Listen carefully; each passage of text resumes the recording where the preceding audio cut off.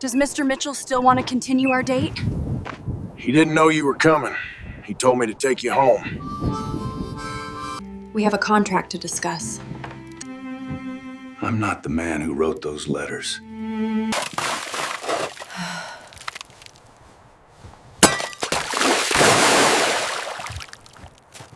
Cowboy swore he'd never take a mail-order bride until he saw hope behind her tears. The stagecoach lurched to a stop, dust swirling around its wheels like earthbound ghosts. Margaret Meg Thornton pressed her gloved hand against the window, peering through the grimy glass at what would be her new home. Copper Falls, Montana territory looked exactly as desolate as the newspaper advertisements had warned, a collection of weathered buildings huddled against the base of mountains that scraped the pale October sky. Miss Thornton. The driver's gravelly voice cut through her apprehension. This is your stop. Meg gathered her traveling dress, the black bombazine fabric already coated with a fine layer of trail dust. She'd chosen black, deliberately proper mourning attire for her fictional dead husband back east. The lie had been necessary. No one would question a widow seeking a new start, whereas a woman fleeing Boston society after killing a man even in self-defense would find no peace anywhere. The moment her boots touched the ground, she saw him. Not Thomas Mitchell, the man whose advertisement she'd answered, whose letters had promised a good life on a prosperous ranch. This man was younger, leaner, with shoulders that spoke of hard labor and eyes the color of winter sky. He stood beside a weathered wagon, hat in hand, and something in his expression made her stomach drop. Miss Thornton, I'm Benjamin Sawyer. Ben. He stepped forward, his boots raising small clouds of dust. I'm afraid I have difficult news. Meg's fingers tightened on her carpetbag. She'd traveled 2,000 miles to marry a stranger, only to be met by another stranger with bad news. Mr. Mitchell. There was an accident at the mine 3 days ago. Cave-in. Ben's jaw worked as if the words were stones he had to spit out. Thomas. Mr. Mitchell. He survived, but he's alive. The relief that flooded through her was unexpected. She hadn't realized until that moment how much she'd been counting on this arranged marriage, this escape route from her past. Yes, ma'am, but... Ben's gaze dropped to his hat, which he was slowly destroying with nervous fingers. He's paralyzed from the waist down. Doc says he'll never walk again. The mountains seemed to lean in closer, their shadows suddenly cold across her face. Behind her, the stagecoach driver was already tossing down her trunk, eager to move on before the afternoon weather turned. She heard him cluck to his horses, heard the wheels begin to roll, taking with them her last chance to retreat. Does Mr. Mitchell still wish to proceed with our arrangement? Ben's eyes snapped up to hers, surprise flickering across his weathered features. Ma'am, I came to offer you passage back east. Thomas would understand. No one expects I ask you a question, Mr. Sawyer. Meg straightened her spine, a gesture that had served her well in Boston drawing rooms and would serve her now in this frontier town. Does Mr. Mitchell still wish to marry me? He doesn't know you've arrived. He told me to send you back to tell you he died in the cave-in. Ben's voice carried a note of admiration. Said it would be kinder than the truth. And yet you told me the truth. Yes, ma'am. Figured you deserved to make your own choice. Meg studied this man who valued honesty over convenience. His clothes were clean but mended, his face sun-weathered but kind. There was something in the way he stood, protective but not presumptuous, that reminded her of the better men she'd known before her life had shattered in Boston. Take me to him, she said. Ben's eyebrows rose. Ma'am, you don't have to, Mr. Sawyer. I've traveled 2,000 miles to enter into a marriage contract. The terms have changed, but contracts can be renegotiated. Take me to Mr. Mitchell. For the first time since she'd arrived, Ben smiled, just a slight upturn of his mouth, but it transformed his face. Yes, ma'am. Though I should warn you, Thomas Mitchell is the stubbornest man in the territory. Convincing him might be harder than mining copper from these mountains. As Ben loaded her trunk onto the wagon, Meg caught sight of the town's people watching from doorways and windows. She recognized their expressions, the same mixture of pity and curiosity she'd fled in Boston. But here she realized she could write a different story. Mr. Sawyer, she said as he helped her onto the wagon seat, his hands careful and respectful at her waist. Tell me about the mine accident. Tell me everything. Ben clicked to the horses, and as the wagon rolled toward the ranch that would become her battlefield, he began to speak. His voice was low and steady, painting a picture of the man she'd come to marry, proud, decent, now broken in body, but not yet in spirit. And as he talked, Meg found herself studying Ben's profile against the Montana sky, wondering why fate had such a cruel sense of humor, delivering her to one man while putting another at the crossroads of her new life. The ranch house appeared as they crested a ridge, a solid 2-story structure of logs and ambition, with a porch that wrapped around like embracing arms. Smoke rose from the chimney, and somewhere a dog barked. It looked like the home she'd imagined during those long nights in Boston when the walls of her rented room had pressed in like accusations. That's Mary Donovan, Ben said, nodding toward a woman emerging from the house. She's been caring for Thomas since the accident. Mary was perhaps 40, with steel-gray hair and eyes that assessed Meg with the precision of a battlefield surgeon. Her apron was spotless, her expression carefully neutral. So Mary said without preamble, "You're the mail-order bride." "I'm Margaret Thornton, Meg," replied, climbing down from the wagon before Ben could assist her, "and I'm here to fulfill my contract." Mary's eyes narrowed slightly, then something like approval flickered across her face. "He won't see you.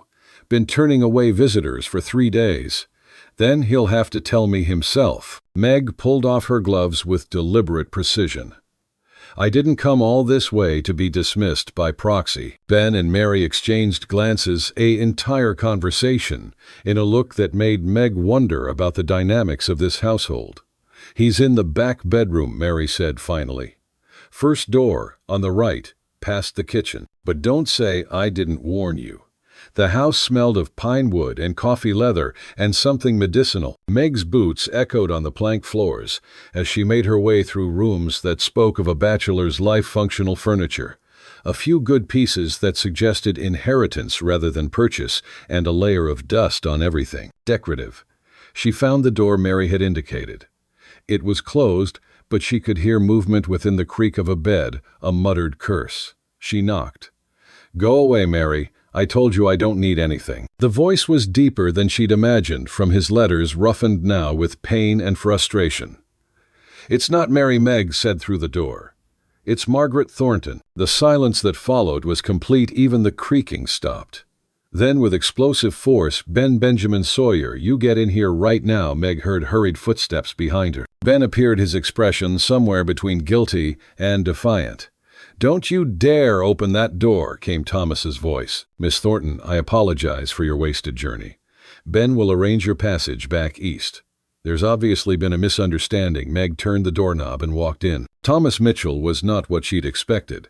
His letters had been formal proper, giving the impression of an older man set in his ways. But the man in the bed couldn't have been more than 35, with dark hair that needed cutting and eyes the color of coffee. The quilts were pulled up to his chest, but she could see the careful way his legs lay beneath them, too still, like a separate entity from the vital anger in his upper body. "Get out," he said, but without real venom. Up close, she could see the shadows under his eyes, the pallor beneath his weather-beaten skin. "No," Meg said simply. She pulled a chair from beside the window and placed it next to his bed, settling her skirts as if preparing for a social call. "We have a contract to discuss." "The contract is void. I'm not the man who wrote those letters. That man could walk, could work his land, could he cut himself off jaw-clenching, could be a proper husband," Meg supplied calmly. "Mr. Mitchell, I came here to enter a business arrangement. Marriage on the frontier often is exactly that. You need help running your ranch. I need a home and the respectability of marriage. Your legs don't change those facts. You don't understand what you're saying." His hands fisted in the quilts. "I'm paralyzed, Miss Thornton. I'll never walk again. I can't even." Again he stopped himself, color rising in his cheeks. "Can't? What can't run the ranch? That's what foremen are for. Can't protect me? That's what rifles are for, and I'm an excellent shot." She paused, then added more gently, "Can't be a husband in all ways. Mr. Mitchell, There are many kinds of marriages. We're both adults. We can come to an arrangement that suits us both." Ben shifted in the doorway, and Meg became acutely aware of his presence, a complication she hadn't anticipated. Thomas's gaze moved between them, something knowing flickering in his dark eyes. "Ben, leave us." "Thomas, go." After Ben's footsteps faded, Thomas studied her, with an intensity that would have been inappropriate in a Boston parlor, but seemed fitting here, where survival depended on quick judgment. "Why?" he asked finally. "Why would a woman like you, educated, refined, beautiful, accept this? What are you running from?" Meg had prepared for this question during the long journey west. "We're all running from something, Mr. Mitchell. The difference is, I'm running toward something too. A new life. A chance to be useful, to matter. Your accident doesn't change what you're offering land stability purpose. And what about love?" The question hung between them like dust motes in the afternoon sun streaming through the window. "What about it?" Meg asked. "Your letters never mentioned love. Mine never expected it." Thomas was quiet for a long moment. Then, "Ben's a good man." The non sequitur made her blink. "I'm sure he is. He saved my life. Dug me out of that mine, with his bare hands carried me 2 miles to town. He feels responsible now, guilty. That's why he's staying." "And you're telling me this?" Why, Thomas's smile was bitter as winter wind. "Because I'm not blind, Miss Thornton. I saw how he looked at you. How you looked at him. I've known Mr. Sawyer for exactly 30 minutes. Sometimes that's all it takes." Thomas shifted, wincing. "I had that once. My first wife, Sarah. Knew the moment I saw her. She died 2 years ago. Fever." The pain in his voice had nothing to do with his legs. Meg recognized it, the hollow echo of loss that no amount of time could quite fill. "I'm sorry," she said, meaning it. "The ranch was her dream as much as mine. That's why I needed a wife, not just for propriety or convenience, but to keep her dream alive." He gestured weakly at his legs. "Now I can't even keep myself alive without help. Then let me help." Meg leaned forward. "Mr. Mitchell Thomas, I need this marriage. You need assistance. It doesn't have to be more complicated than that. And Ben is your friend and foreman, nothing more." Thomas studied her for a long moment, then laughed a short, sharp sound. "You're one hell of a liar, Miss Thornton. But then again, so am I. I told Ben I wanted to die in that mine. And did you?" "Yes." The simple admission hung between them, but he wouldn't let me. Then perhaps Meg said carefully, "We should both stop trying to die and start trying to live." Outside, she could hear Ben's voice giving orders to someone about the horses. Mary's response carried on the wind, the sounds of a working ranch of life continuing despite tragedy. "There's a man named Blackwood," Thomas said suddenly. "Owns the biggest spread in the valley. He's been trying to buy me out for years. When he hears about this," he gestured at his legs, "he'll come calling again. Might try to force the issue. Then we'll deal with him." Thomas's eyebrows rose. "If we're married, yes. We." Thomas was silent for so long that Meg wondered if he'd fallen asleep. "Then Ben will have to stay on as foreman. I can't run the ranch without him." "Of course, and you'll have to learn. About cattle, about the land, about surviving winter in Montana. I'm a quick study, and we'll have separate bedrooms, naturally." Thomas nodded slowly. "There's a judge in town, Judge Carlton. He could perform the ceremony tomorrow, if you're certain." "I'm certain." As she rose to leave, Thomas caught her wrist. His grip was still strong, calloused from years of work. "Why do I feel like I'm the one getting the bad end of this bargain?" he asked. Meg thought of the blood on her hands in Boston, of the man who'd cornered her in her own rooms, of the letter opener that had found its mark too well. She thought of the warrant that might even now be circulating, of the detective agency the dead man's family had surely hired. "We all have our secrets, Mr. Mitchell," she said softly. "Perhaps that's what will make this marriage work." She left him then, finding her way to the kitchen where Mary waited with coffee and an assessing gaze. "Well," the older woman asked, "we'll be married tomorrow. I'll need your help learning to run this household." Mary's smile was slow but genuine. "You might do, girl. You just might do." Through the kitchen window, Meg could see Ben by the corral, his silhouette dark against the setting Sunday. As if sensing her gaze, he turned. Even from this distance, she could feel the weight of his attention, the questions he wouldn't ask. Tomorrow, she would marry Thomas Mitchell. She would become mistress of this ranch, would learn to be a frontier wife, would bury her past beneath Montana soil. But tonight, watching Ben walk toward the bunkhouse, with the slow, deliberate stride of a man carrying too much weight, she wondered if she was trading one impossible situation for another. The mountains were turning purple in the dying light, their peaks already touched with the first snow of the season. Winter was coming early to Copper Falls. Meg wrapped her shawl tighter and began planning for survival, Thomas's, the ranch's, and her own. But as Ben paused at the bunkhouse door and looked back at the main house at her window, she realized that survival might be the least of her challenges. The triangle forms. The wedding was a sparse affair. Judge Carlton, a man whose face looked carved from the same granite as the mountains, performed the ceremony in Thomas's bedroom with Mary and Ben as witnesses. Thomas had insisted on sitting up in bed, dressed in his best shirt, his useless legs hidden beneath a quilt Sarah had made years ago. Meg wore her traveling dress. The black bombazine seemed appropriate for a marriage born of necessity rather than joy. She'd thought Ben might find excuse to absent himself, but he stood steady as stone beside Thomas's bed, his face revealing nothing, when Judge Carlton asked if anyone objected to the union. "By the power vested in me by the Montana Territory," the judge intoned, "I pronounce you husband and wife." There was no kiss. Thomas simply took her hand and squeezed it, once a seal on their bargain. After the judge left counting his $5 fee, an awkward silence settled over the room. Mary busied herself with unnecessary straightening, while Ben studied the floor as if it held the secrets of the universe. "Well," Thomas said, finally, his voice carrying forced cheer, "welcome to the Double M Ranch, Mrs. Mitchell." The name hit Meg like cold water. She was no longer Margaret Thornton, the Boston fugitive. She was Margaret Mitchell, frontier wife. The transformation should have brought relief, but instead, she felt strangely untethered, as if she'd traded one identity for another, without finding herself in either. Ben Thomas continued, "Would you show my wife around the property? She'll need to know everything if she's to help run this place." Ben's jaw tightened, almost imperceptibly. "Of course. I can tour the property later," Meg said quickly. "Perhaps I should help Mary with number." Thomas's tone brooked no argument.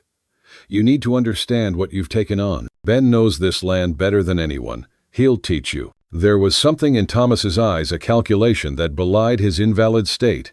Meg realized with a start that this was a test, though she wasn't sure if it was for her or Ben. Outside, the October air bit sharp and clean. Ben walked slightly ahead, his stride shortened to accommodate her skirts. He led her first to the barn, explaining the layout in clipped professional tones. 20 head of horses, mostly quarter horses for working cattle. "The bay mare is gentle, she'd suit you for riding." Thomas's stallion. He paused. Well, he won't be needed for that anymore. Thomas could still ride, couldn't he? With the right saddle modifications, Ben turned to look at her, surprise flickering across his features. "Most folks assume a paralyzed man can't do anything." "I'm not most folks, Mr. Sawyer." "No," he said quietly, "you're not." He showed her the chicken coop, the smokehouse, the root cellar already stocked for winter. With each stop, his manner thawed slightly, his explanations becoming more detailed. When they reached the eastern pasture where the cattle grazed, he actually smiled. "Beautiful, aren't they? Thomas and I drove them up from Texas 3 years ago. Lost a third of the herd to storms and Indians, but the ones that survived are tough as leather." "You and Thomas have known each other long, since the war." Ben's expression shuddered. "We served in the same unit. Cavalry." "Union. Does it matter now? I suppose not." Meg studied his profile against the afternoon sky. "Is that why you feel such responsibility for him?" "War bonds." Ben was quiet for so long she thought he wouldn't answer. "Then Thomas took a bullet meant for me at Antietam. Shattered his shoulder, nearly died from infection. He could have been sent home, but he stayed. Said he'd rather die with his unit than live without purpose." He paused. "I've owed him a life, ever since, and now you've saved his." "Have I?" Ben's laugh was bitter. He's paralyzed, married to a stranger, facing winter, with a ranch he can't work. Some salvation. He's alive, Meg said firmly. That's more than many can say. Ben looked at her then, really looked at her, and she felt exposed in a way that had nothing to do with the wind cutting through her shawl. Why did you really come here, Mrs. Mitchell? The formal use of her new name stung more than it should have. I told Thomas, you told Thomas what he needed to hear. But I'm asking for truth. Meg turned to watch the cattle, their brown bodies moving slowly through the golden grass. We all have our reasons for choosing the frontier, Mr. Sawyer. Mine are my own. Fair enough. He started walking again, leading her toward a small rise. There's something else you should see. At the top of the hill stood a single grave marked with a carved wooden cross. Sarah Mitchell, beloved wife, 1,850 to 1,880. Thomas came here every Sunday, Ben said. She died 2 years ago this December. Pneumonia. Meg knelt beside the grave, noting the wildflowers someone Thomas had planted around it. Tell me about her. She was, light Ben said after a moment. Thomas was always serious, even before the war, but Sarah could make him laugh. She loved this land, had big dreams for the ranch. When she died, he shook his head. Thomas nearly followed her, started taking risks, working himself half to death. That's why he was in the mine when it collapsed, trying to earn extra money to buy more cattle, expand the ranch like Sarah had wanted. And now he's trapped in a bed, unable to fulfill her dreams. Well, you're trapped in a marriage to fulfill them for him. Meg stood brushing dirt from her skirts. We're all trapped by something, Mr. Sawyer. Their eyes met and held the air between them charged with unspoken words. Then Ben stepped back the moment, breaking like ice on a spring river. There's more to see, he said roughly. The property line extends. A rider appeared on the horizon, moving fast toward the ranch. Ben's hand went automatically to the gun at his hip. Trouble, Meg asked. Possibly. That's one of Blackwood's men. They hurried back to the house, arriving just as the rider dismounted. He was young, probably not yet 20, with the cocky assurance of someone who'd never faced real hardship. Mr. Blackwood sends his regards to the new Mrs. Mitchell, the boy said, tipping his hat mockingly, and an invitation to dinner tomorrow night at the Rocking Bee. He's eager to discuss the future of the Double M, given Mr. Mitchell's unfortunate condition.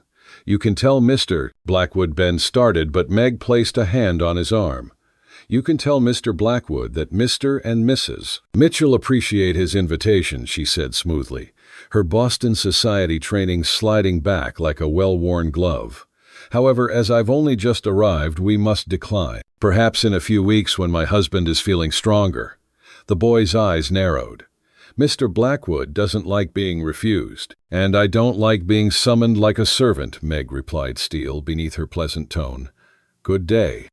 The boy looked uncertain, clearly not prepared for resistance in the form of a proper lady with a spine of iron. He remounted and rode off, dust swirling in his wake. You just made an enemy, Ben warned. I already have enemies. One more won't matter. She turned toward the house. Now I need to speak with my husband about this Blackwood situation. She found Thomas where she'd left him, though Mary had helped him into a wheeled chair Ben had apparently constructed. He looked uncomfortable but determined, papers spread across a lap desk. I heard, he said without preamble. Blackwood's moving fast. What does he want? The water rights. This ranch controls access to Copper Creek, the only reliable water source, for miles. Without it, his cattle empire can't expand northward.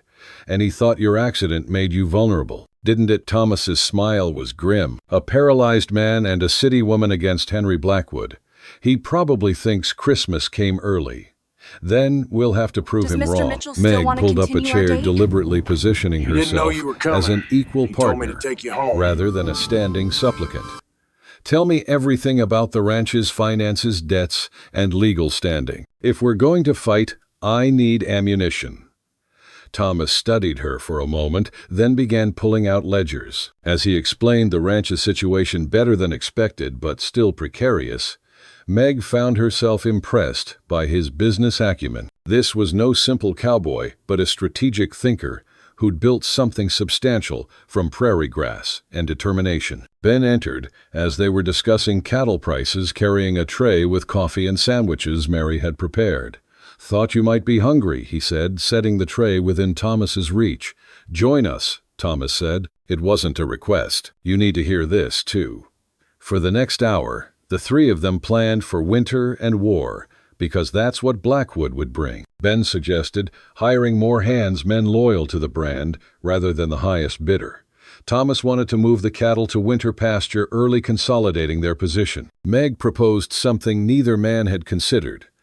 "We register the water rights formally with the territorial government," she said. "I can draft the paperwork. I have some legal knowledge from before." Both men looked at her with surprise. "You have legal training?" Thomas asked. "My father was a lawyer. I served as his secretary for years, learned to draft contracts and deeds."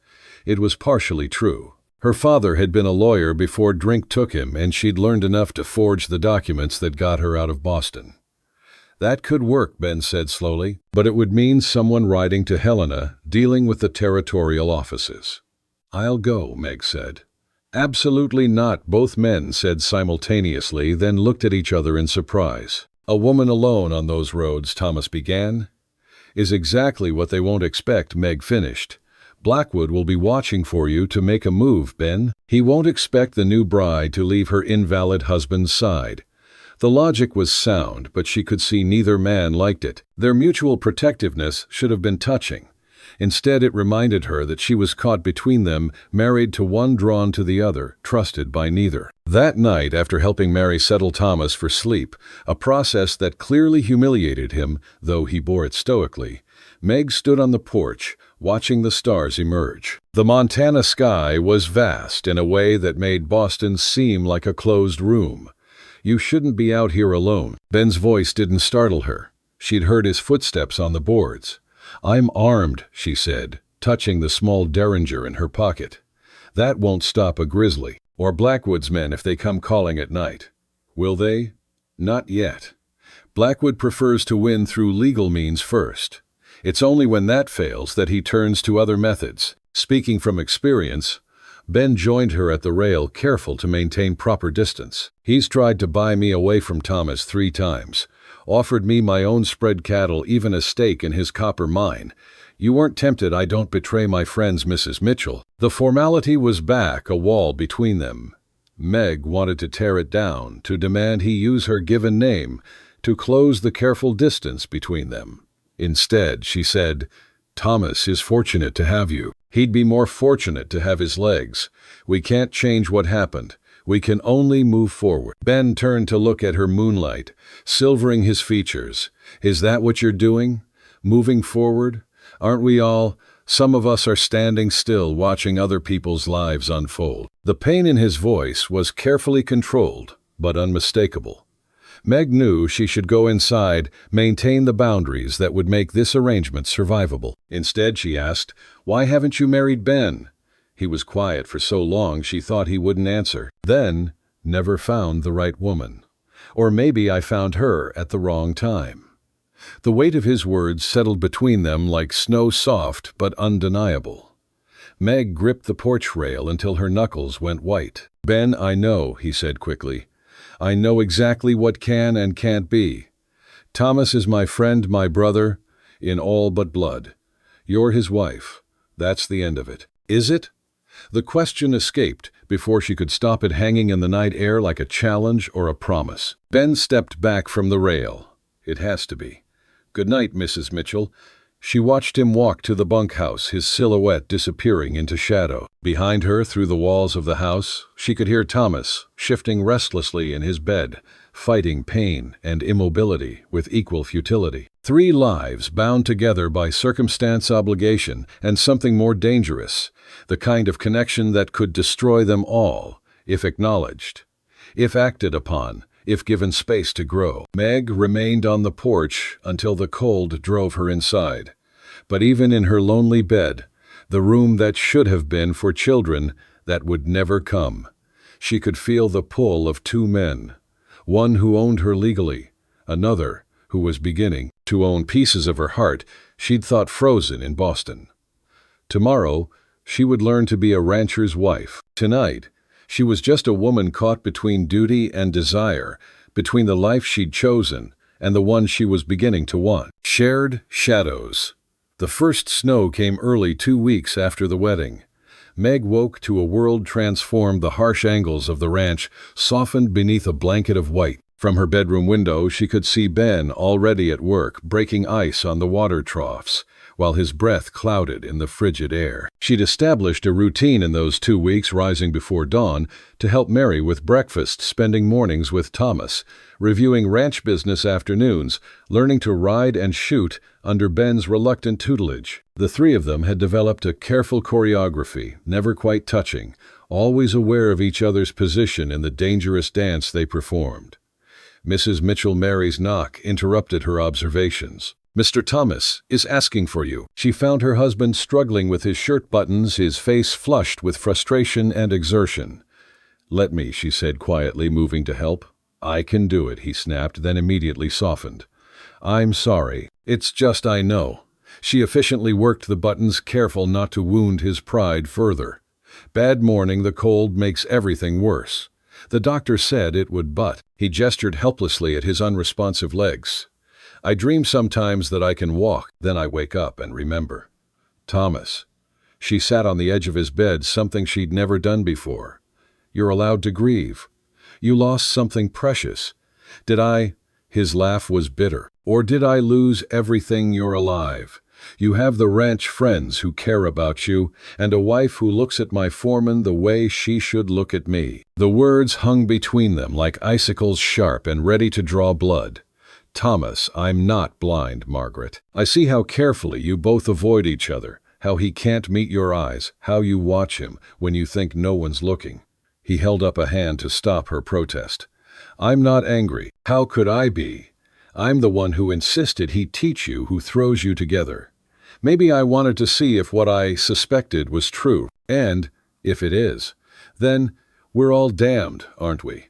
Before Meg could respond, they heard commotion outside, horses, multiple riders arriving fast. Ben's voice carried through the window, tense and commanding. "Blackwood," Thomas said grimly. "Help me to the chair. I won't meet him lying down." By the time they reached the main room, Ben had positioned himself on the porch, rifle visible but not raised. Through the window, Meg could see 6 riders, Blackwood at their center on a black stallion that must have cost more than most men saw in a year. Henry Blackwood was not what she'd expected. Tall and distinguished, with silver at his temples and clothes that wouldn't have been out of place in a Boston boardroom. He looked more banker than cattle baron, but his eyes, when they found hers through the glass, were cold as the grave she'd left behind in Boston. "I'll handle this," Thomas said, wheeling himself toward the door. "We'll handle this," Meg corrected, moving beside him. They emerged onto the porch together, Meg's hand resting on Thomas's shoulder in a display of unity that wasn't entirely performance. Thomas Blackwood said, touching his hat brim, "Mrs. Mitchell, I heard you'd declined my dinner invitation." "We've been rather occupied," Thomas replied evenly. "As you can see, we're still adjusting to circumstances." Blackwood's gaze swept over Thomas's chair with the calculation of a predator sensing weakness. "Yes, I heard about your accident. Tragic. A man in your condition must find running a ranch challenging. I manage." "Do you?" Blackwood dismounted his men, remaining on their horses but watchful. "Winter's coming early this year. Cattle will need to be moved, fences mended, supplies laid in. That's a lot of work for a woman," and his pause was deliberate, cruel. "Foreman, what do you want?" Blackwood Ben's voice was controlled fury. "What I've always wanted. To make Thomas a fair offer for this ranch. More than fair, considering the circumstances." "The ranch isn't for sale," Thomas said firmly. "Everything's for sale, Mitchell. It's just a matter of price." Blackwood's attention shifted to Meg. "You're from Boston, I hear. Must be quite an adjustment from civilization to this." "I find the company more civilized here," Meg replied coolly. "Less pretense, more honor." "Honor." Blackwood smiled, but it didn't reach his eyes. "A luxury few can afford on the frontier. Tell me, did your husband explain the full situation when he married you? The debts, the damaged fences, the water disputes." "What disputes?" Thomas demanded. "The water rights are clear. Are they funny thing about paperwork? Sometimes it gets lost, misfiled. Sometimes older claims surface. Blackwood pulled a document from his coat, like this one dated 1875, giving me primary access to Copper Creek. Ben stepped forward. That's impossible. Thomas filed his claim in 1874. Can he prove it? Where's his documentation? Thomas's face had gone pale. You know damn well all the original papers were in the land office that burned last year. Unfortunate. Blackwood's smile widened. Of course we could avoid all this unpleasantness. I'm prepared to offer you $30,000 for the ranch. Cash. Enough to set you up comfortably somewhere more. Suitable for a man in your condition. Go to hell. I'll give you a week to reconsider. After that, I'll have to pursue my legal claim. The sheriff is an old friend, as is Judge Carlton. I doubt you'll find the law as accommodating as I've been. He remounted, then looked directly at Meg. You seem like an intelligent woman, Mrs. Mitchell. Convince your husband to take my offer. It would be best for everyone. Is that a threat, Mr. Blackwood? It's advice. The frontier can be dangerous. Accidents happen. Ask your husband. The riders wheeled and departed, leaving silence and settling snow in their wake. That son of a Ben started. He's right, Thomas said quietly. Without documentation, we can't prove the water claim predates his forged one. Then we get new documentation, Meg said. I told you I can draft papers, file them in Helena. It won't matter if he has the local law in his pocket, Thomas argued. Then we go over their heads. The territorial governor, federal marshals if necessary. Meg's mind was racing her father's legal training, surfacing like muscle memory. But first, we need to know exactly what we're fighting. Ben, can you get into the county records office? Breaking and entering. Ben raised an eyebrow. Research, Meg corrected. Thomas needs to rest. This stress isn't good for his recovery. She wheeled Thomas back inside, despite his protests settling him in the study with the ranch ledgers to keep him occupied. When she returned to the porch, Ben was still there staring at the tracks Blackwood's men had left. You're planning something dangerous, he said without turning. I'm planning something necessary. There's a difference between brave and foolish. Yes, Meg agreed, moving to stand beside him. Brave is what you did in that mine. Foolish is letting Blackwood steal this ranch without a fight. Ben turned to look at her then, his expression intense. Why do you care so much? You've been here 2 weeks. This isn't your fight, isn't it? I'm a Mitchell now, remember? On paper. The words stung more than they should have. Is that what you think? That this is just paper to me? I don't know what to think. Ben's control finally cracked. You show up, marry my best friend out of duty or desperation or God knows what. And now you're ready to take on the most dangerous man in the territory. Who are you, Margaret? It was the first time he'd used her given name, and it struck her like lightning. I'm someone who knows what it's like to fight for survival, she said quietly. Someone who understands that sometimes the law isn't about justice, but about who has the power to enforce their version of truth. You're running from something. Thomas and I both know it. Aren't we all? Stop deflecting. He stepped closer, close enough that she could feel the warmth radiating from him in the cold air. If you're going to risk your life for this ranch, I deserve to know why. Meg looked up at him, seeing concern and frustration and something else, something that made her heart race. You want the truth? Yes. I killed a man in Boston. The words fell between them like stones into still water ripples spreading outward. Ben's expression didn't change, but she saw his hand move unconsciously toward his gun, not to draw it, but a reflexive check, a lawman's instinct. He cornered me in my room, she continued, the words pouring out like water through a broken dam. Edward Hartley, a business associate of my late father, he'd been pursuing me for months, wouldn't accept rejection. That night he'd been drinking. He forced his way in, said I owed him for keeping quiet about my father's debts, said I should be grateful for his attention. Margaret, I had a letter opener on my desk. When he grabbed me, when he started tearing at my clothes. She stopped, wrapping her arms around herself. I didn't mean to kill him. I just wanted him to stop. But the blade found an artery, and there was so much blood. Ben's hands came up to grip her shoulders, gentle but firm. That was self-defense. His family didn't see it that way. They have money influence. They painted me as a fortune hunter who killed him when he refused my advances.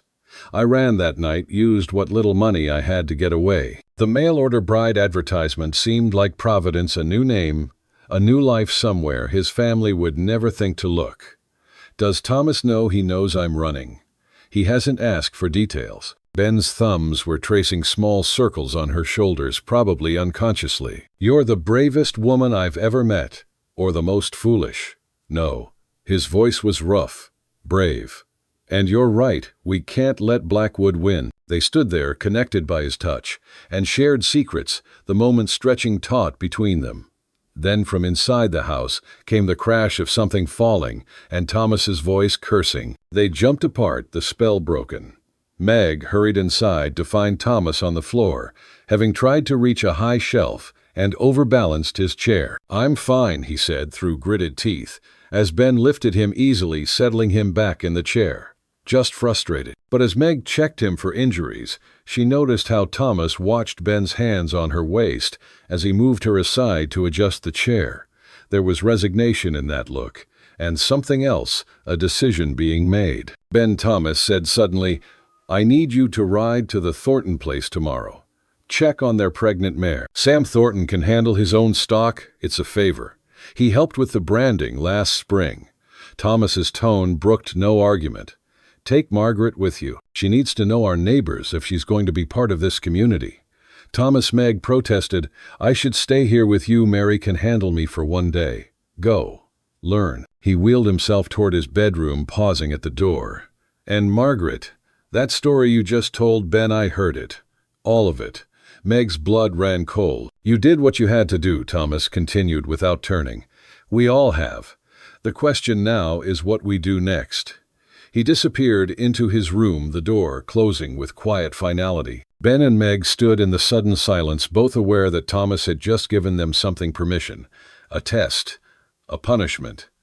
We don't have to go, Ben said quietly. Yes, Meg replied, we do. He's right. I need to know the neighbors. And we need allies if we're going to fight Blackwood. But they both knew that wasn't the real reason Thomas was sending them off together. He was forcing them to confront what simmered between them, to either act on it or put it to rest. The danger in that was clear to them both. And yet as Meg watched Ben leave for the evening chores, she knew she would go with him tomorrow. Not because Thomas commanded it, but because she was tired of fighting the pull between them. She spent the evening drafting legal documents, using her father's remembered formulas to create water rights claims that would stand up in any court. As she worked, she could hear Thomas's restless movements through the wall, his pain worse in the cold weather. She brought him laudanum before bed, sitting with him as he fought taking it. I hate being helpless, he said finally, accepting the medicine. You're not helpless, you're adapting. While my wife and best friend, he stopped, shaking his head. I'm not a fool, Margaret. I see what's happening. Nothing's happening. No, not yet. But it will. The laudanum was taking effect, his words becoming slower. Sarah would have liked you. She was strong too. Wouldn't have let Blackwood push her around. We won't let him take the ranch, Thomas. I promise. I don't care about the ranch. His eyes were drifting closed.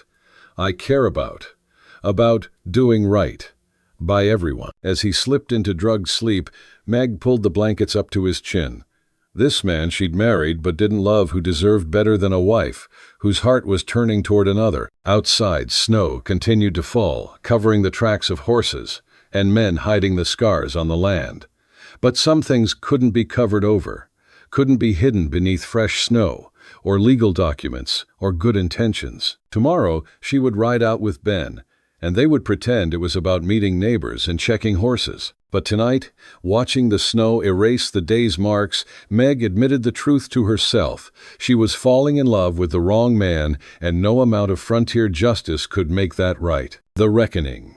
The ride to the Thornton Ranch took 3 hours through country that alternated between sweeping grassland and clusters of pine. Ben had saddled a bay mare for Meg, and she'd surprised him by wearing men's trousers beneath a split skirt, practical frontier clothing. She'd had Mary help her fashion. They rode in comfortable silence for the first hour, the only sounds the crunch of snow beneath hooves and the distant cry of hawks. The mountains rose around them, magnificent and indifferent, making Meg feel both insignificant and strangely free. "Tell me about the Thorntons," she finally said, as much to break the charged quiet as from genuine curiosity.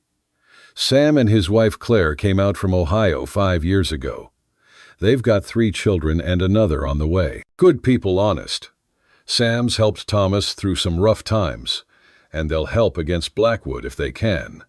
But they've got their own family to protect." They created a ridge, and Ben suddenly held up his hand, pulling his horse to a stop. Below them, smoke rose from what should have been the Thornton ranch. But it wasn't chimney smoke.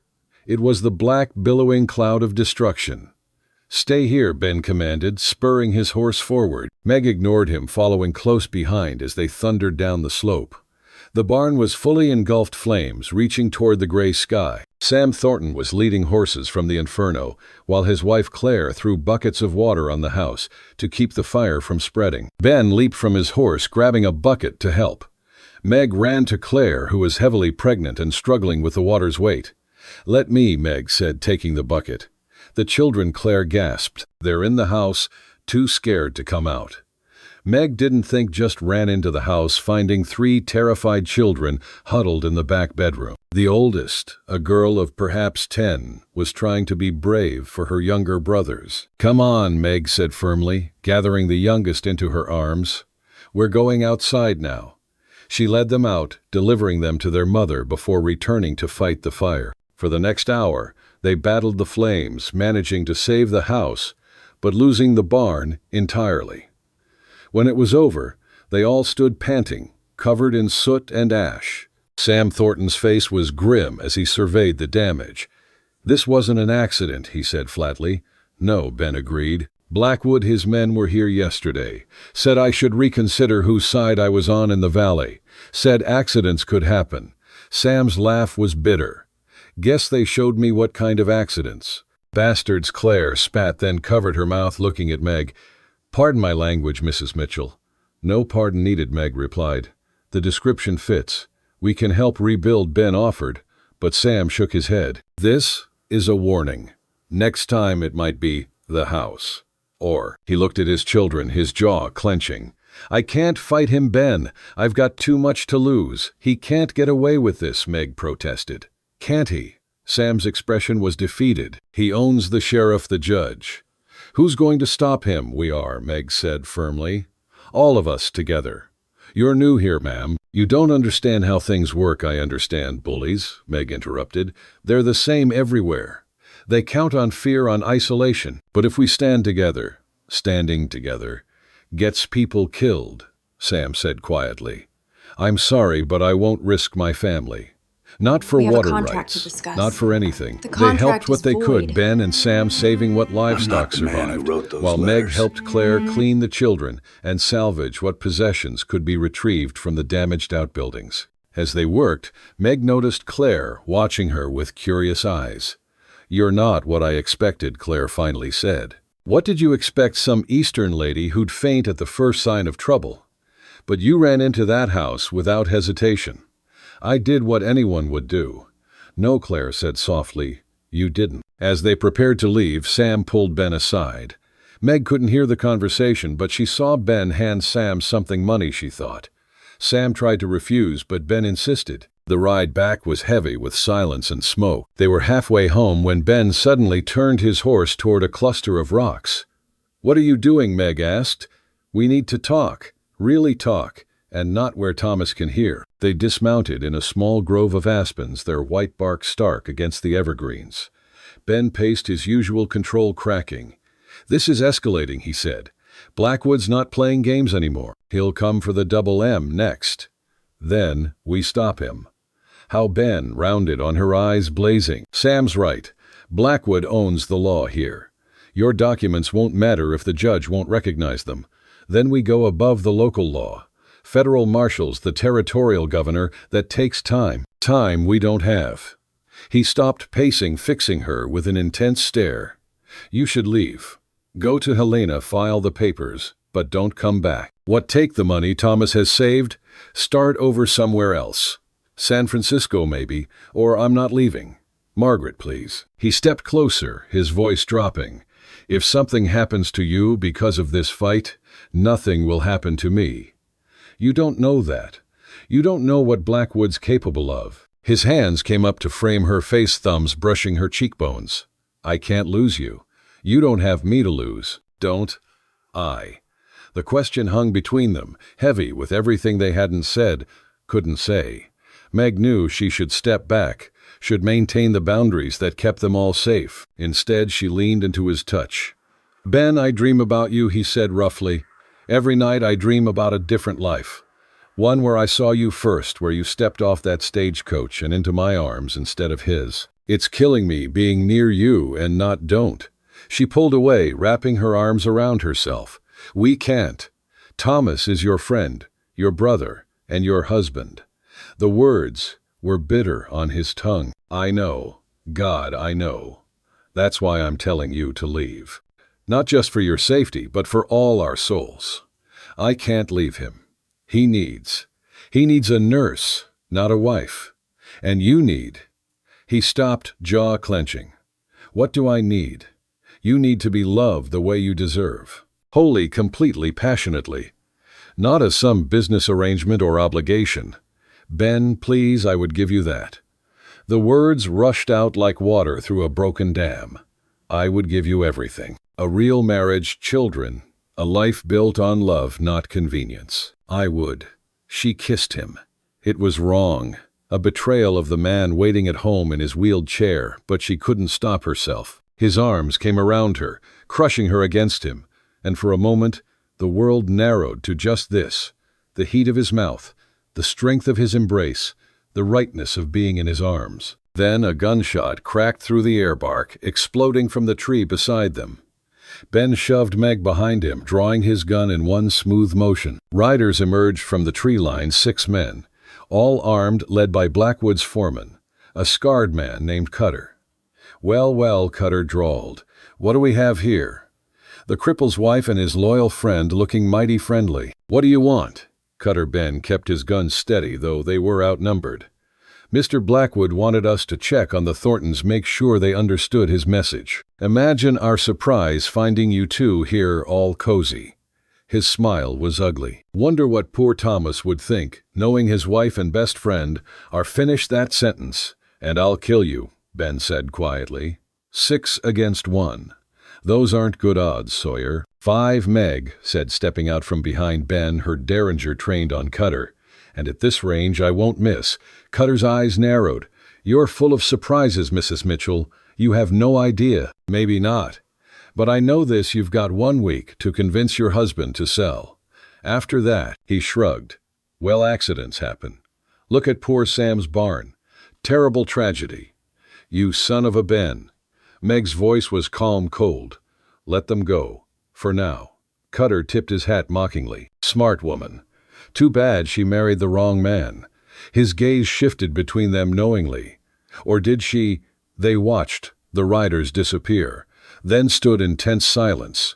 The kiss hung between them like an accusation. "We can't go back," Ben said finally.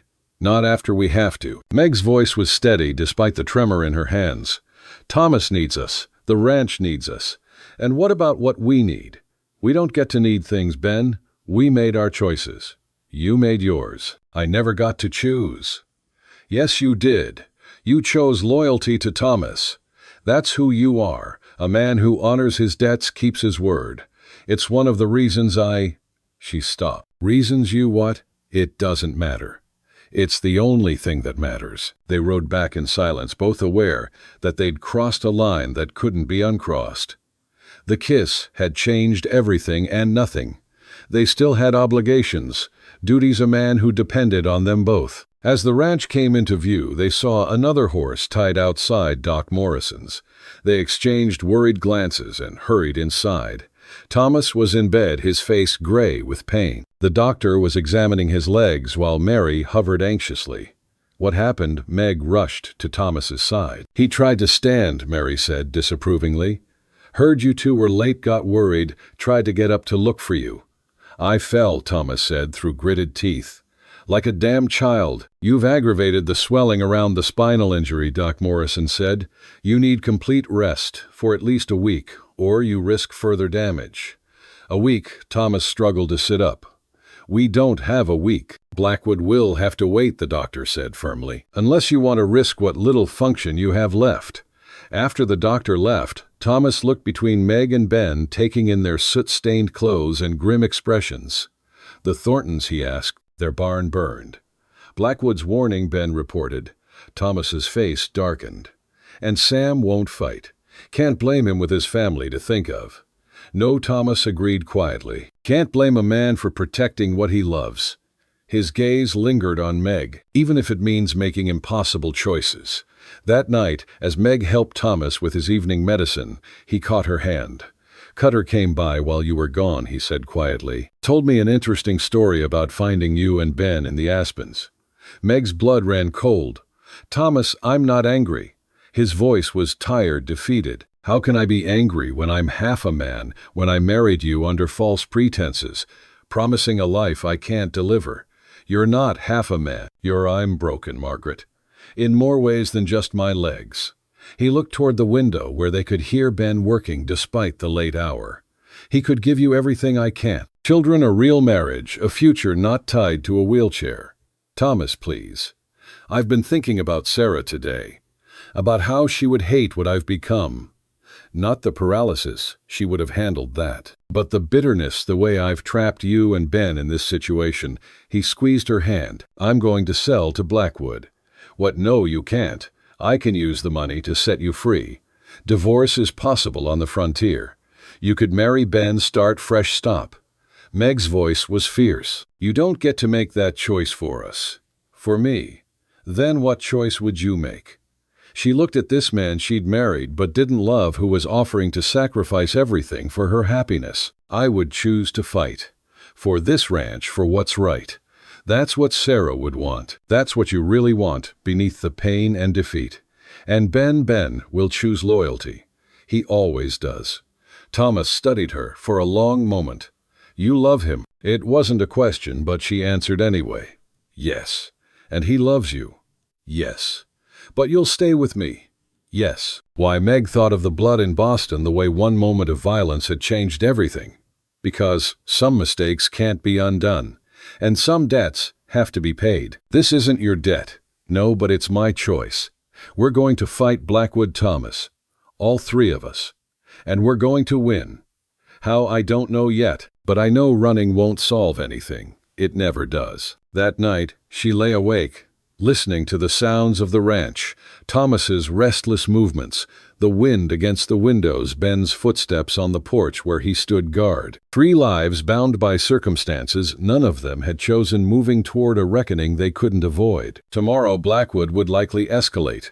Tomorrow they would have to decide how far they were willing to go to protect what they'd built. But tonight, Meg allowed herself one moment of pure honesty. She loved Ben Sawyer, with a depth that terrified her, and that love would either destroy them all or forge them into something stronger. The choice, she realized, wasn't really a choice at all. They would stand and fight not for the ranch or the water rights, but for the chance to be more than the sum of their broken parts. It was the only redemption any of them could hope for. Thomas's sacrifice. The week that followed was a special kind of torture. True to doctor's orders, Thomas remained bedridden while the ranch work continued around him. Ben hired 2 men from town veterans he trusted to help with the cattle, but everyone could feel the sword hanging over their heads as Blackwood's deadline approached. Meg spent her days nursing Thomas and her evenings drafting legal documents. She and Ben maintained careful distance, never alone, together, their interactions formal to the point of pain. But Thomas watched them with knowing eyes, saw the way they didn't quite touch when passing dishes at dinner, the way they avoided each other's gaze. On the 6th day, Thomas called them both to his room. Tomorrow is Blackwood's deadline, he said, without preamble. We need a plan. I can ride to Helena tonight, Meg offered. File the papers. You wouldn't make it, Ben interrupted. Blackwood will have men watching the roads. Then we make our stand here, Thomas said. Ben, how many men can we count on? The 2 I hired, maybe Sam Thornton if pushed. Not enough to hold off Blackwood's crew. No, Thomas agreed. Not in a straight fight. He was quiet for a moment. Then, there's something I haven't told you about the mine. Ben frowned. What about it? The cave-in wasn't an accident. The words fell like stones into still water. Meg reached for Thomas's hand instinctively. I saw Cutter there that day, Thomas continued, just before the explosion. I thought it was coincidence, but Blackwood tried to kill you. Ben's voice was dangerous. Or warn me. Either way, it means he's been planning this longer than we thought. Thomas shifted, wincing. There's more. I've been getting letters from a federal marshal in Helena. He's been investigating Blackwood for claim jumping across the territory. If we could get evidence. What kind of evidence? Meg asked. Documents, forged claims, anything that proves a pattern. Thomas's grip on her hand tightened. There's a safe in Blackwood's office at the Rocking Bee. If someone could get to it, that's suicide, Ben said flatly. Not if Blackwood's distracted, Thomas countered. Tomorrow, when he comes here with his men, you want someone to break into his ranch while he's here threatening us? Meg understood immediately. It could work. Absolutely not, Ben said. I won't let Meg's temper flared. I'm not yours to command, Ben Sawyer. The tension crackled between them until Thomas cleared his throat. Actually, he said quietly, I was thinking Ben should go. They both turned to stare at him. You're the only one who could get in and out unseen. Thomas continued, addressing Ben. You know the Rocking Bee's layout from when Blackwood tried to hire you? I'm not leaving you defenseless. You're not. Margaret's an excellent shot. We have 2 hired men, and Thomas paused, seeming to gather himself. I won't be as helpless as you think. Thomas, you can't even stand. Can't I? Thomas threw back his blanket, revealing legs wrapped in an elaborate brace system. Doc Morrison's been working with me. I can stand for short periods, even take a few steps. It's agony, but it's possible, Meg gasped. Thomas, why didn't you tell us? Because I needed Blackwood to believe I was completely helpless. Just like I need him to believe we're unprepared tomorrow. He looked at Ben. You leave before dawn, circle wide. When Blackwood arrives, we'll keep him talking as long as possible. You get that evidence. This is insane, Ben protested. If something goes wrong, then we're no worse off than we are now. Thomas's expression was serene, almost peaceful. Ben, you've been trying to save me since Antietam. But some things can't be saved, only redeemed. That night, Meg found herself standing guard while Ben prepared for his mission. Thomas had insisted on taking the first watch, positioned in his chair by the window with a rifle across his lap. You don't have to do this, she told Ben as he checked his weapons. Yes, I do. He looked up at her, his expression raw. Not for the ranch, for him. For what he's trying to do. What do you mean he's setting us free, Margaret? Can't you see it? If this works, if we get evidence against Blackwood, the ranch is safe. Thomas can sell it legitimately, use the money to go somewhere with better doctors, better care. And we don't. She turned away. We can't think about that. We have to. He's thinking about it. He's planning for it. Ben caught her arm, turning her to face him. What if he's right? What if this is the only way? The only way is survival. All of us. Margaret, promise me, she said fiercely. Promise me you'll come back tomorrow. I promise. He cupped her face gently. But you have to promise me something too. If things go bad, if Blackwood tries to hurt you, you run.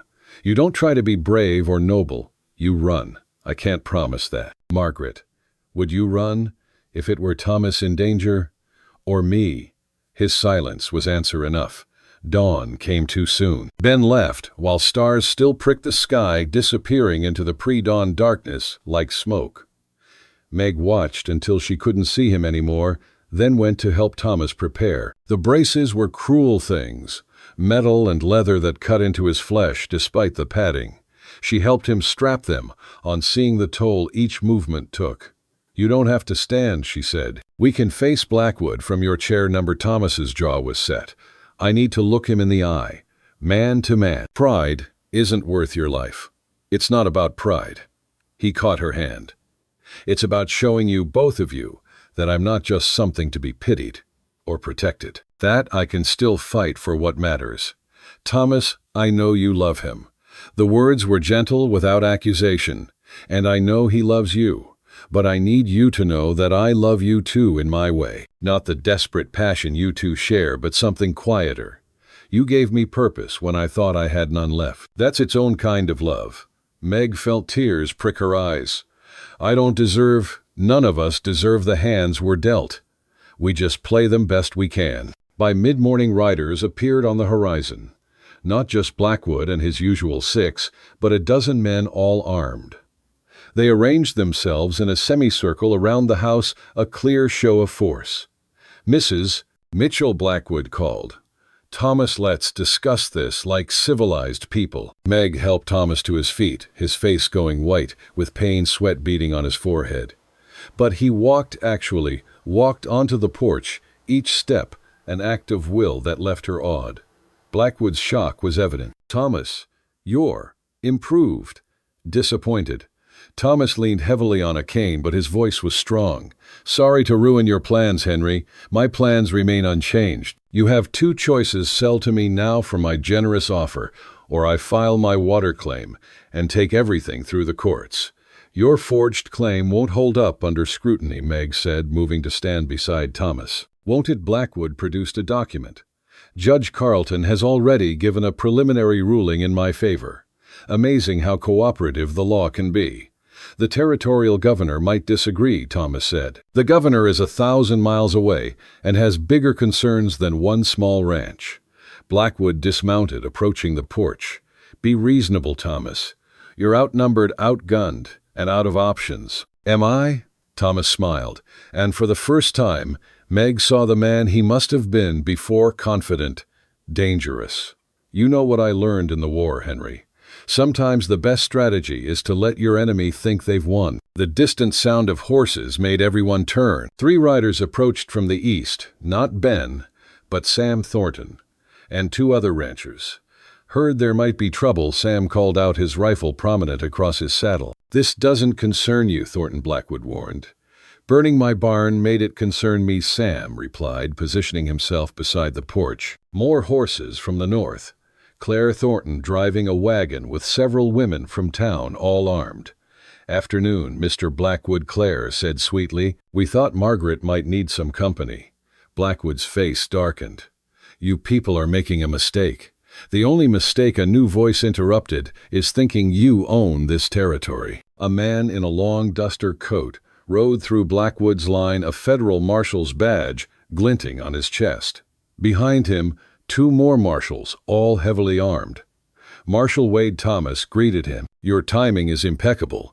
"Got your telegram," the marshal replied, eyeing Blackwood, "along with some interesting documents from your foreman. Seems Mr. Blackwood here has quite a collection of forged claims in his office safe." Meg's heart soared. Ben had done it. Blackwood's hand moved toward his gun. "You have no proof?" Actually, Ben's voice came from behind Blackwood's men. "We do." He emerged from their midst. He'd been there all along, hidden among Blackwood's own riders. In his hand, a leather portfolio. 14 forged documents, Ben announced, all with the same handwriting, all backdated, plus correspondence with Judge Carlton about handling local disputes. "You son of a bitch," Blackwood snarled, drawing his gun. The shot was impossibly loud. But it wasn't Blackwood's gun that fired. Thomas stood steady, smoking rifle in his hands, having drawn and fired faster than anyone expected. Blackwood's gun fell from nerveless fingers as he clutched his shoulder blood seeping through his expensive jacket. "That's for the mine," Thomas said quietly, "for trying to murder me and make my wife a widow before she was even a wife." The marshals moved in, disarming Blackwood's men with practiced efficiency. Several tried to run, but were quickly rounded up. "Henry Blackwood," Marshal Wade announced, "you're under arrest for fraud, attempted murder, and conspiracy." As they led Blackwood away, he turned back, his face twisted with rage and pain. "This isn't over, Mitchell. I have friends lawyers, and I have the truth," Thomas replied. "Sometimes that's enough." The crowd dispersed slowly, neighbors offering congratulations and support. Sam Thornton shook Thomas's hand, apology in his eyes for his earlier cowardice. Claire embraced Meg, whispering, "You did it." But Meg was watching Thomas, who had collapsed into his chair the moment the crowd thinned, his face gray with exhaustion and pain. Get Doc Morrison, she told Ben urgently. As Ben rode for town, Meg knelt beside Thomas, taking his hand. That was foolish. You could have damaged yourself permanently. Worth it, he gasped. To see Blackwood's face, to stand with you, to be a man one last time. You're still a man now. His grip on her hand was weak. I'm tired, Margaret. So tired. The pain. It never stops. Even the laudanum barely touches it anymore. Thomas, I want you to know something. His voice was fading, the mine collapse. I knew the shaft was unstable. I went in anyway. What after Sarah died, I couldn't. I wasn't brave enough to use a gun, but I thought maybe. He coughed, specks of blood on his lips. Blackwood just gave me the excuse. No, tears ran down Meg's face. No, you don't get to give up now. We won, you and Ben. You'll run this ranch better than I ever could. Be happy, Margaret. Be happy for all of us who couldn't. Ben returned with a doctor, but Meg could see in Morrison's face that there was little to be done. The strain of standing, of fighting, had caused internal damage, bleeding they couldn't stop. Thomas held on through the night, drifting in and out of consciousness. Near dawn, he called for Ben. Brother, he whispered, take care of her. Thomas, no guilt, no regret. Promise me. I promise, Ben, said his voice breaking. And you, Thomas, turned to Meg. That story you told about Boston, about killing that man. Thomas, save your strength. I had Carson investigate. You're safe. The man you killed, his family covered it up. Too scandalous. There's no warrant, no one hunting you. You're free. Meg sobbed, laying her head on his chest. Why didn't you tell me you needed a reason to stay? Now you need a reason to live. His hand touched her hair, gentle as snow. Be happy, both of you. That's all I want. Thomas Mitchell died as the sun rose over Copper Falls, painting the mountains gold. He was buried beside Sarah, beneath the aspens that whispered secrets to the wind. Belonging, 6 months later, spring came to Copper Falls, with a vengeance of wildflowers and possibility. The Double M Ranch had survived the winter, though the price paid had been higher than anyone anticipated. Meg stood at Sarah and Thomas's graves, placing fresh wildflowers on each. The wooden crosses had been replaced with proper headstones, carved with words that seemed inadequate to capture the lives they marked. The cattle are thriving, she told them, as had become her weekly custom. Ben got top dollar at the spring sale. We've hired 2 more hands, and Sam Thornton's oldest boy is learning the trade. Footsteps approached through the grass. She didn't need to turn to know it was Ben. She'd learned the rhythm of his walk, the particular way he moved through the world. Marshal Wade sent word, he said quietly. Blackwood was convicted on all charges. 20 years in federal prison. Good. They stood together in comfortable silence, no longer tormented by proximity, but not yet easy with it either. The months since Thomas's death had been a careful dance of mourning and management, running the ranch as partners, while navigating the complex terrain of their feelings. Margaret Ben began then, stopped, started again. The year of mourning is almost over. 2 more months, she agreed. Have you thought about what comes after? She had thought of little else. The ranch was in her name. Thomas had seen to that in his will, leaving Ben a generous stake but making her the primary owner. She could sell, return east with enough money to live comfortably for life.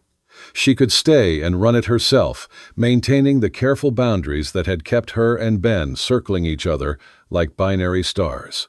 Or, I've been thinking about Sarah, she said, instead of answering directly. About her dreams for this place. Thomas told me she wanted to build a school, bring in families, create a real community. That sounds like Sarah. I'd like to do that. Honor both their memories by making this place what they envisioned. And us. The question hung in the air like morning mist. Meg finally turned to face him. The months had aged them both, lines around Ben's eyes that hadn't been there before, silver threading through her hair from the stress and grief. But something else had grown, to a deep understanding forged in shared loss and mutual respect. Thomas wanted us to be happy, she said carefully. Thomas is gone. His wishes aren't. Ben stepped closer, not touching, but near enough that she could feel his warmth. What do you wish, Margaret? I wish Thomas hadn't died. I wish we'd met differently. I wish the world was simpler. She paused. But wishes aren't horses, and we still have to ride. That's not an answer. isn't it? She looked out over the ranch, the land they'd fought for, bled for, lost Thomas for. I came here running from one life and stumbled into another. You stayed here out of duty and found. What, love, obligation, both. You know what I found, do I? Because sometimes I think we fell in love with the idea of each other, the forbidden, the unattainable. Now that we're free to choose what, if the reality doesn't match. Ben was quiet for a long moment, then laughed a sound she'd rarely heard from him. You're overthinking this. Am I? Yes? He took her hand the first time he'd touched her deliberately since that stolen kiss in the aspens. I don't love the idea of you, Margaret. I love your stubbornness, your courage, the way you hum when you're working on the ledgers. I love that you can shoot a rattlesnake at 20 paces and still cry over Thomas's grave. I love the woman who stepped off that stagecoach ready to marry a stranger, and the woman who stood up to Blackwood with nothing but determination and a derringer. Ben, I'm not finished. His thumb traced circles on her palm. I also know you might not love me the same way. That what we had might have been intensified by the forbidden nature of it. If you need time to figure that out, I'll wait. If you decide you want to run this ranch as partners and nothing more, I'll accept it. But I won't pretend I don't love you. Thomas asked me to take care of you, but he also told me no guilt, no regret. So, I'm choosing to honor both requests by being honest. Meg studied this man who'd saved Thomas's life, helped save the ranch, waited patiently through months of appropriate mourning. You want honesty. Always. I'm terrified. The admission came out in a rush. Not of you, not of us, but of happiness. Every time I've reached for it, it's turned to ashes. My father Boston Thomas disaster follows my attempts at joy. Or maybe Ben said gently, you've been strong enough to survive disasters that had nothing to do with your choices. Maybe happiness isn't something you reach for, but something you build day by day, choice by choice. Thomas said something similar once. Thomas was a wise man. He was. Meg squeezed Ben's hand. He also knew exactly what he was doing, sending us out together, forcing us to confront this. He gave us permission, but more than that, he gave us absolution. So what do we do with those gifts? Meg looked at the graves, then at the man beside her, then out at the land stretching toward mountains that had stood long before any of them and would stand long after. We build, she said finally. The ranch, the school, Sarah, wanted a life that honors what we've lost while embracing what we found. Together, as partners, for now. As friends, certainly. As more. She turned to face him fully. Can we court properly? Not sneaking moments or stolen glances, but actually court dinners, and rides, and conversation. Can we learn each other without crisis and conspiracy? Ben's smile was answer enough, but he said, I've waited this long. I can wait longer if it means doing this right. Even if I decide we're better as friends, I don't think you will, he said with quiet confidence. But yes, even then, they walked back to the house together, not touching but closer than they'd allowed themselves in months. As they approached, they could see Mary in the kitchen window preparing the evening meal. The two hired hands were finishing the day's work, their voices carrying on the wind. There's something else, Ben said as they reached the porch. A letter came while you were at the graves. From Boston. Meg's blood chilled. Thomas said, Not about that. Ben handed her the envelope. Look at the return address. Hartley and Associates Attorneys at Law. With trembling fingers, Meg opened the letter. As she read, her legs grew weak, and she had to sit on the porch steps. What is it? Ben asked, concerned. It's from Edward Hartley's son, the man who died. She read aloud, Dear Mrs. Mitchell, I recently learned of the circumstances surrounding my father's death. Having discovered his private papers and learning of his conduct toward you and other women, I wish to extend my deepest apologies and inform you that our family will not pursue any action against you. Moreover, enclosed is a bank draft for the sum my father owed your late father with interest. Consider it small recompense for the harm caused. The bank draft was for $20,000, enough to secure the ranch's future, build Sarah's school, and establish the community Thomas had envisioned. It's blood money, Meg said quietly. It's justice, Ben corrected. And Thomas would say, "It's Providence." What would you say? I'd say, "We've all paid enough prices. Maybe it's time to accept a gift." That evening, as they ate dinner together, no longer careful to avoid each other, but not yet entirely comfortable with their new freedom, Meg found herself thinking about the journey that had brought her here. A desperate flight from Boston, a marriage to a stranger love, found in the wrong place death and redemption, and the strange ways fate worked its will. "I've been thinking about the school," she said. "We could name it after both of them, the Thomas and Sarah Mitchell School." They'd like that, Mary said, joining them at the table as had become her custom, though Sarah would insist on teaching the girls to shoot as well as read. Naturally, Meg agreed. This is Montana, after all. As night fell and the ranch settled into its evening rhythms, Meg stood once more on the porch where she'd first wrestled with her feelings for Ben. So much had changed, yet the mountains remained the same, eternal and indifferent to human struggles. "Regrets?" Ben asked, joining her. "Many," she admitted, "but not about surviving, not about fighting, not about staying." "And us, ask me in a year," she said, but she was smiling. "After we've done this properly. After we've honored Thomas's memory and built something worthy of the sacrifice. A year, then." He started to leave, then turned back. "Margaret, that first day when you arrived, I knew." "Knew what?" "That you were going to change everything. I just didn't know if we'd survive the changing. But we did. We did." As he walked to his quarters, still separate, still proper, Meg allowed herself to imagine a future where he didn't have to leave, where the careful boundaries could finally fall. But not yet. They owed Thomas more than a hasty union born of his death. They owed him the courtesy of building something lasting, something that transformed tragedy into triumph. New Horizon. 1 year later, the Thomas and Sarah Mitchell School opened on a crisp September morning, with 17 students and 1 teacher imported from Denver. Meg stood on the schoolhouse steps watching families arrive from across the valley. The building itself was modest but sturdy, built with lumber from the mountains and hopes as high as the Montana sky. "You did it, Claire Thornton," said her newest baby on her hip. "You actually did it." "We did it," Meg corrected, encompassing the entire community with her gesture. "All of us." The past year had been one of careful construction, not just of buildings, but of relationships, trust, and a future none of them had imagined when Blackwood's shadow loomed over the valley. With him gone, and his ranch broken up among smaller homesteaders, Copper Falls had begun to thrive. Mrs. Mitchell, young Timothy Thornton, ran up clutching a primer. "Ma says I can learn to read proper now." "That's wonderful, Timothy." She ruffled his hair, then watched him race into the schoolhouse.